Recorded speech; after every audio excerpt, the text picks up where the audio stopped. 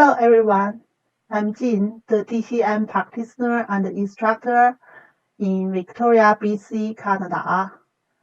Here is my online class for ENT and eye problems for TCM practitioner and acupuncturist. The book we use I put below here. I hope I can help the students to study and review for the class. Let's start. Then we're talking about chronic rhinitis. When we're talking about chronic rhinitis, that means some inflammation in there pretty long, and mostly relationship with deficiency.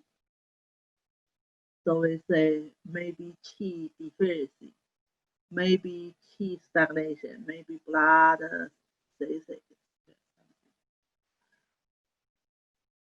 So clinical symptoms, clinical symptoms. Still nose blocking, and still if we're looking inside the nose with special kind of scalp, looking for the mucosa there, usually it's dark red color. And also some discharging, and basically difficult to move out. Then we go to different types. We go to qi deficiency first. So qi deficiency of the lung and the spleen. This means usually govern the qi. One organ, one main organ is lung, one main organ is the spleen. So these two organs govern the qi, all over body qi. So they may happen at the same time, they may happen separately. We need to see clinical symptoms, like symptoms go to the lung, symptoms go to the spleen. But generally say pattern is qi deficiency pattern.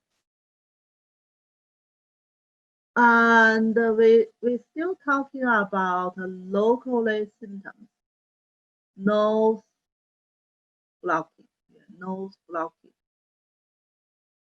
So we say they may sometimes getting better, sometimes worse. And especially it worse by cold. And discharging, usually is not that big amount. It's white color. We say white color is no heat. We say no heat. So that's just the local symptoms. Other symptoms. Cough. Cough with phlegm, with a little bit phlegm. So that's mainly go to the lung qi deficiency. Cough is the key symptom of the lung, and the phlegm coming from the lung. And the poor appetite, losing stool. That's the key symptoms of the spleen qi deficiency. If they happen together, thus we're talking about both lung qi and spleen qi deficiency. Pale tongue and white tongue coating, slow and weaker pulse. Feeble pulse belong to kind of deficiency pulse. We can say generally weaker pulse is depending how severe of the deficiency. So we need, we can say tonify. Usually we talk about qi, we use tonify. Tonify yin, we talk about nourishing. but this translator's disorder, not too big difference. We can say tonified lung and spleen and remove the passengers open the orifice. So we still say orifice problem usually is external reason with internal reason both. Just sometimes more internal reason, sometimes more external reason. So like we talking about the T deficiency pattern, it's always getting worse by EPI attacking. So like passenger evil always in there. So the points, local points, we can keep the same, similar.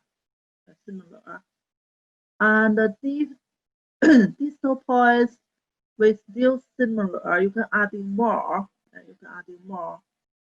Go to the nose, go to around the nose area. And the pattern points, mainly qi tonified. Qi tonified for the lung, qi tonified for the spleen.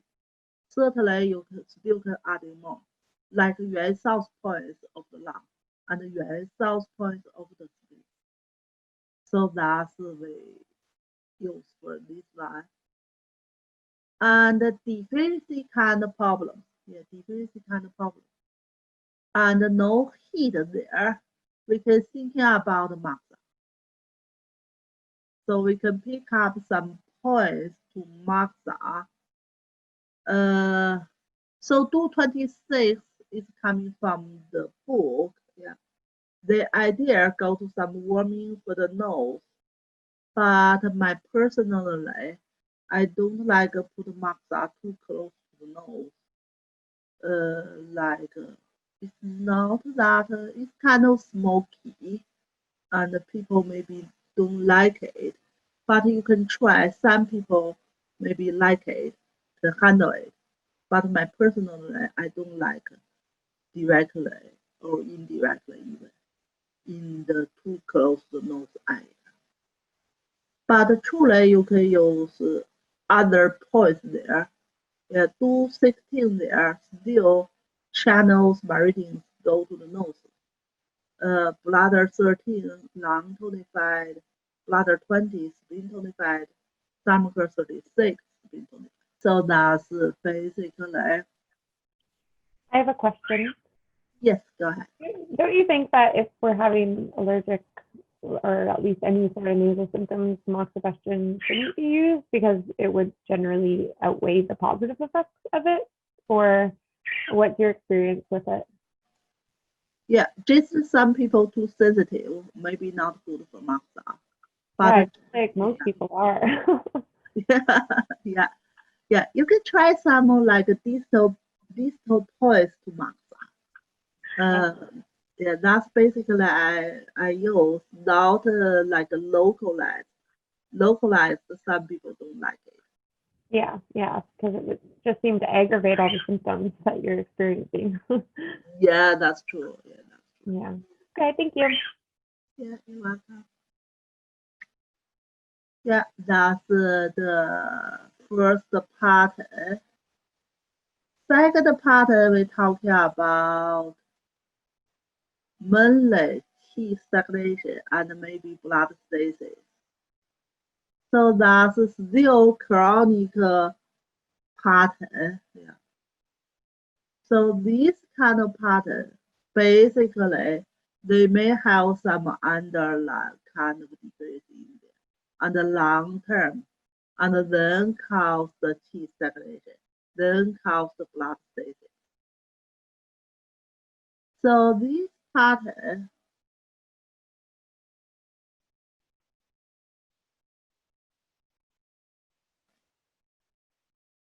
long-term raining, and got more severe stuff in there. So this pattern, local symptoms is more severe and continually. It's blocking in there and got some no sounds in there. And other symptoms,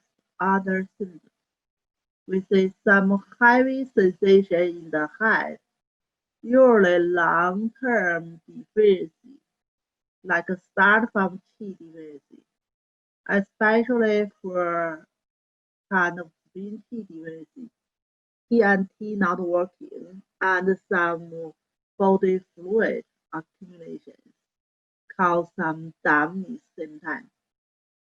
So heavy sensations and dry south. They have body fluid retention, but body fluid not go to like a circulation area. So still cause the dry south. That's just because blocking.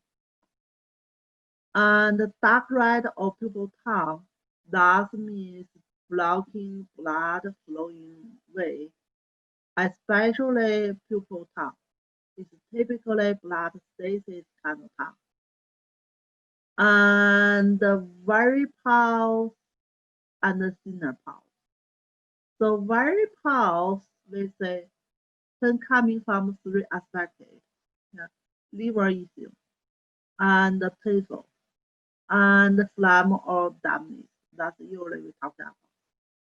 Threaded pulse, that's deficiency pulse. Thus, we say people have long-term, maybe Qi blood deficiency, and then cause the Qi and blood stasis. And hesitating pulse, similar like we talking about choppy pulse. Yeah. It's an unsmoothly kind of pulse. That's basically some blocking or maybe blood stasis in there.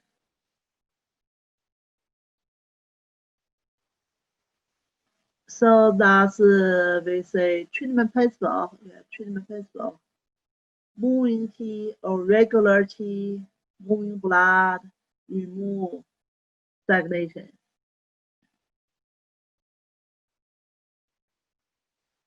So the points,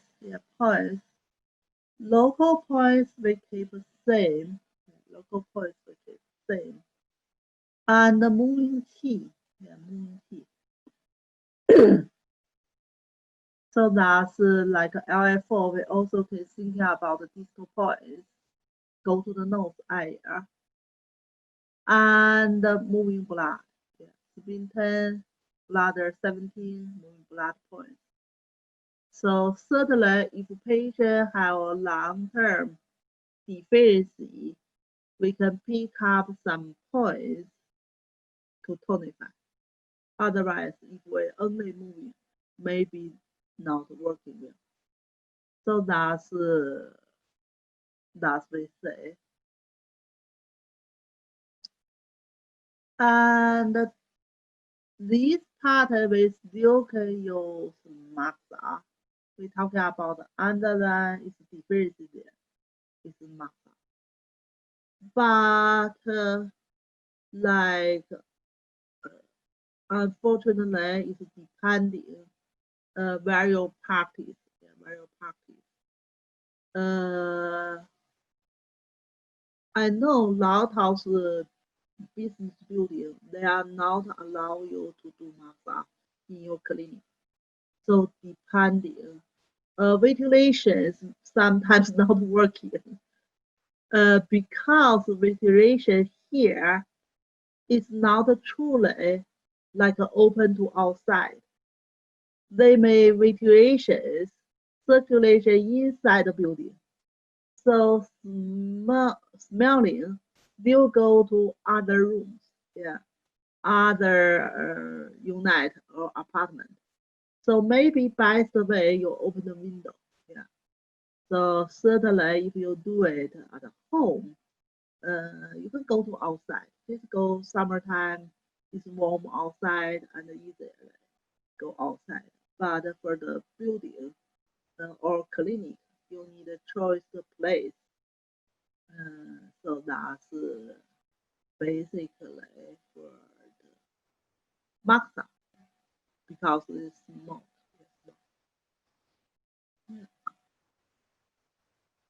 Yeah. Some people like not small. Yeah, fully.